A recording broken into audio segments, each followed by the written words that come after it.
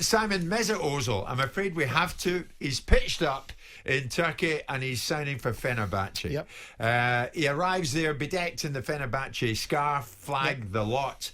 It's all moved on. How are you going to look back on Ozil's time at Arsenal? What is your honest take on what this boy has done and how he's left?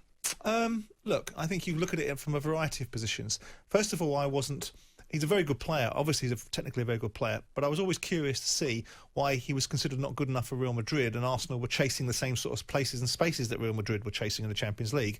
And I looked at it, I was underwhelmed by the transfer in the first place. It was billed in a certain way and they spent a lot of money. Then you move into the second phase of his involvement of Arsenal, which is the contract that Arsene Wenger gave him, or the board gave him, and Arsene Wenger probably rubber-stamped on behalf of the board, which was an obscene amount of money for a player. Yeah. You know, £350,000 a week or whatever he gets. Right? That's one thing, but then you move into the territory of his performances to be worth that kind of money. And for some time, I remember watching him in 2017 under SLAMS tenure, yes, who we'll talk about later on at Crystal Palace, when they were shocking at Selhurst Park. And one of the main culprits of their shocking midfield performance was Mesut Ozil and his lack of desire to want to run for his team.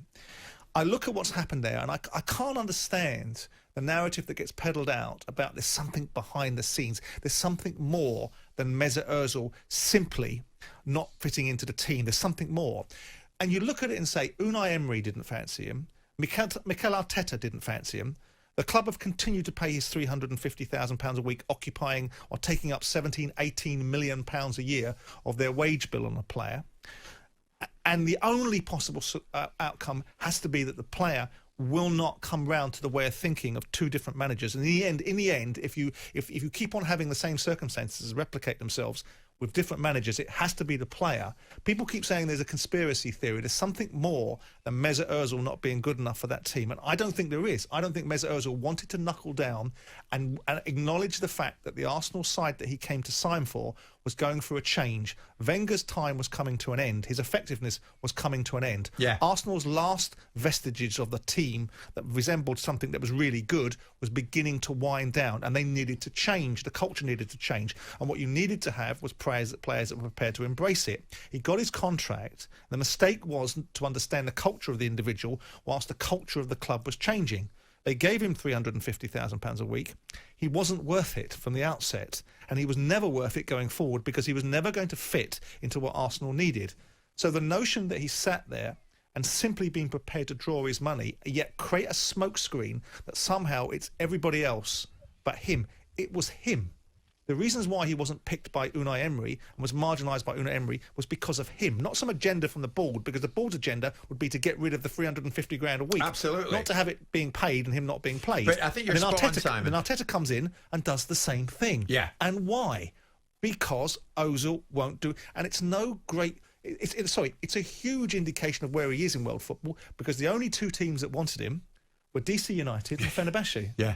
It says everything. And I think you're so right. I mean, the timing of it, Danny, is the thing that I think Arsenal fans will always look back on. I mean, it's reported this morning, Arsene Wenger, quotes, hugely resented the handling of Ozil's contract situation before he left the club. You can imagine he would stomp about a bit saying, no, don't do it, don't do it. What I would like to hear more is a little bit more honesty from the managers, because the managers, you know, they've sat there and Ozil's made certain statements and, you know, been a little bit surreptitious behind the scenes with silly little tweets and observations. Right? I would much prefer one of the managers to come out and say he simply was lazy, wasn't working hard enough, wasn't doing what I wanted him to do. The reason why Ozil was not in this side is because ultimately he doesn't do what I want him to do on the training ground. He doesn't do what I want him to do, full stop. It's not good enough. I expect more, and he won't play for the side until I do. Now, you could turn around and say, well, he did that by definition, by taking him out of the squad.